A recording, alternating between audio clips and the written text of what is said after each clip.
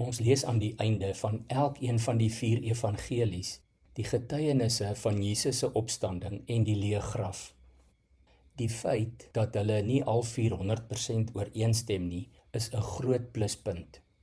Dit wys vir ons dat dit die waarheid uit 4 vertellers se oogpunt is. Hou ook in gedagte dat dit heelwat jare na die opstanding eers opgeteken is, maar die beste rede is dat dit ons die versekering gee dat die verhaal in aanhalingstekens van Jesus se opstanding nie 'n opgemaakte storie is nie. As die skrywers ooreengekom het om iets op te maak, dan sou die weergawes feitelik woordeliks dieselfde gewees het. Wat interessant is by die opstanding van Jesus, is ook die eerste getuies se verskillende reaksies. Matteus skryf soos gewoonlik met baie drama. Daar was 'n aardbewing, 'n engel daal neer en rol die klip weg. Sy voorkoms was so blink soos weerlig en sy klere so wit soos sneeu. Matteus 28 vers 3. Die wagte skrik so dat hulle soos dooies word. En soos dooies lê hulle voor die graf, maar uit die graf stap die lewende Here. Die vroue gaan haastig in opdrag van die engel om vir die disippels te gaan vertel. Skielik staan Jesus voor hulle en groet hulle. Vers 9 sê, hulle het nader gekom, sy voete gegryp en hom aanbid. Markus se weergawe klink amper soos Matteus se, maar hy noem weer 'n jong man by die leë graf met lang wit klere aan, seker die engel. Markus en Johannes stem weer ooreen met die feit dat Jesus eerste aan Maria Magdalena verskyn het. Sy het hom nie dadelik erken nie. Wanneer sy terugkom by die disippels, stem Johannes en Lukas weer saam dat vir die apostels het hierdie woorde na leë praatjies geklink en hulle het die vroue nie geglo nie. Lukas 24 vers 11. Lukas gaan dan verder en skryf dat Jesus toe daarna aan Kleopas en sy mededisipel verskyn het, wat weer volgens Johannes Kleopas se vrou was, sien Johannes 19 vers 25.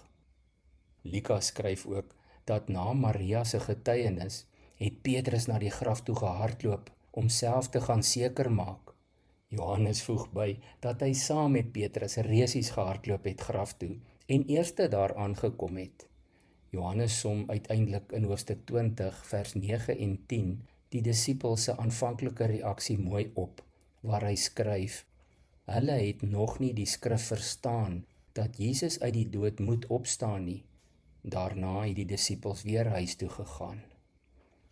As die Here Jesus dus vir Thomas seën, omdat hy na sy persoonlike ontmoeting met hom wel geglo het, spreek Jesus 'n seën uit op almal wat nie gesien het nie en tog glo. Johannes 20 vers 29. Eerstens natuurlik daardie eerste generasie wat hom nie self gesien het nie, maar meer as dit, ook almal daarna wat in hom glo, al het hulle self nie gesien nie. Hierdie woorde verskuif die fokus van fisiese bewyse na geloof wat gegrond is in vertroue.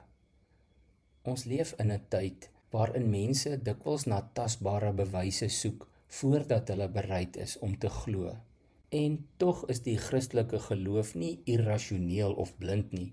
Dit is gegrond in die historiese werklikheid van Jesus se lewe, dood en opstanding. Die apostel Petrus spreek in sy brief in 1 Petrus 1 vers 8 alle gelowiges aan wat soos ons nie die fisiese Jesus gesien het nie.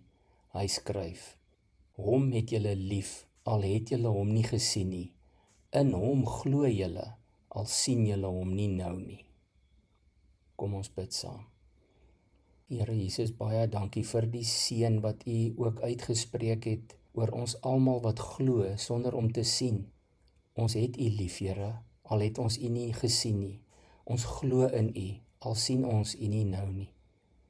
Versterk my geloof en help my om op U woord en U beloftes te vertrou.